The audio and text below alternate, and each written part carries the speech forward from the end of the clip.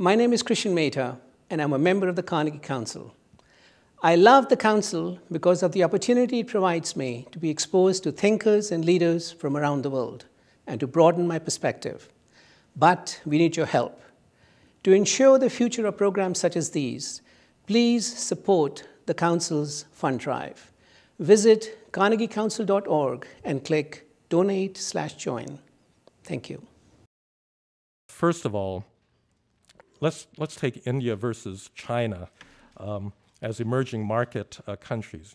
Which one do you want to invest in? Well, China's big advantage is that it's authoritarian and it can make decisions in a big hurry. So those of you that have been to China recently, they got beautiful airports, high-speed rail.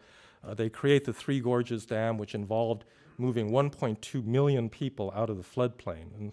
And Chinese kicked and screamed and complained, but the Chinese government just said, well, we're just going to do it, so it's tough.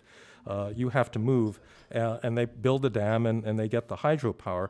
India, by contrast, has something like 1/5 the amount of stored water per capita that China does, because it's really hard for them to get big infrastructure projects off the ground because it is a law-governed democracy. If you remember, Tata Motors tried to create an auto assembly plant in West Bengal a couple of years ago, and they gave up finally because there's too many strikes by peasants' associations and trade unions and lawsuits and so forth. And so it's been very hard in India to actually make big decisions on infrastructure.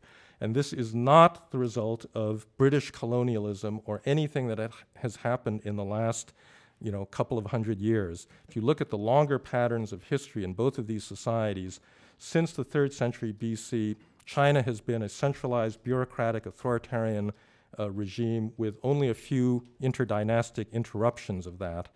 India, by contrast, has been unified only on several fairly brief occasions, and even in those cases, or under the Mughals or under the British, no government has ever been able to penetrate Indian society, reorder it, exert extremely strong authoritarian power ever in Indian history, because Indian society is just too strong. It's based, it has a religious basis. The society resists this kind of exercise of political power.